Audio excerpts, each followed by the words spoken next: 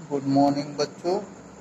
आज मैं class 7th subject Hindi तुलसी chapter 2 part 1 पढ़ा रहा हूँ, जिसका शीर्षक है कंठहार। कंठहार का मतलब होता है जो गले में हार होता है।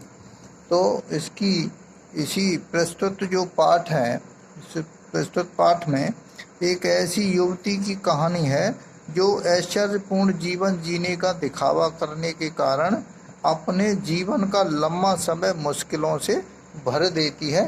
तो आइए हम ऐसी कहानी को हम पढ़ के समझते हैं। मतिल्दा एक आकर्षक युवती थी।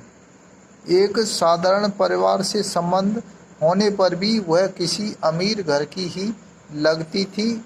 उसे अमीरी का जीवन पसंद था, किंतु उसका विवाह शिक्षा विभाग के एक बाबू मिस्टर लुइसेल से हो गया था। मिस्टर लुइसेल एक सीधे और सरल व्यक्ति थे।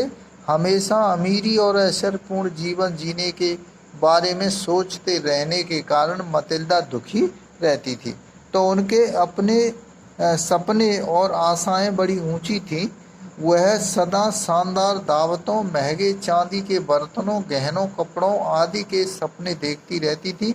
एक दिन उसके पति बड़ी प्रसन्न मुद्रा में घर लौटे और उनके हाथ में एक बड़ा सा लिफाफा था। उन्होंने वह मतिल्दा के हाथ में दे दिया। मतिल्दा ने लिफाफे में से एक कार्ड बाहर निकाला। कार्ड पढ़कर बड़बड़ाते हुए उसने उसे मेज पर फेंक दिया। यह लोक निर्देश विभाग के किसी मंत्री की ओर से पार्टी का निमंत्रण पत्र था। मतिल्दा उदास होकर बोली, मैं इसका क्या करूं? मैंने तो सोचा था कि कार्ड देखकर तुम खुश होगी। तुम कहीं आती जाती नहीं हो, तुम्हारे लिए बड़े बड़े अफसरों से मिलने का यह अच्छा मौका होगा, मिस्टर लुइसेल ने कहा। मतिल्दा ने चिड़ी हुई दृष्टि से पति को देखते हुए कहा, क्या तुम्हें नहीं पता कि इस पार्टी में पहनने के लिए मेरे पास अच्छे कपड़े नहीं हैं? जब हम थिएटर जाते हैं तब तुम जो कपड़े पहनते हो वे तो बड़े सुंदर लगते हैं, मिस्टर लुइसेल ने कहा। मतिल्दा रोने लगी। उसे रोता देखकर मिस्टर लुइसेल घबरा गए और पूछने लगे, क्या हुआ? कुछ कहो तो सही, तुम्हें क्या चाहिए? तो मतिल्दा ने कुछ सोचकर हिचकिचाते हुए कहा, पार्टी के लिए नई ड्रेस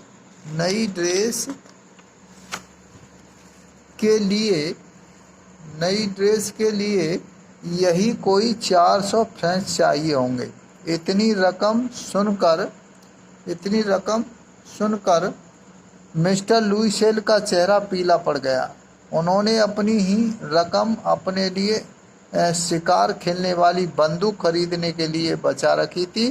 पत्नी की इच्छा पूरी करने के लिए उन्होंने मतिल्दा को अपने बचाए हुए 400 फ्रैंक्स दे दिए। तो बच्चों, इस तरीके से इच्छाएं कभी पूरी नहीं होती हैं और मतिल्दा की इस तरह की इच्छाएं रोज जागती थीं।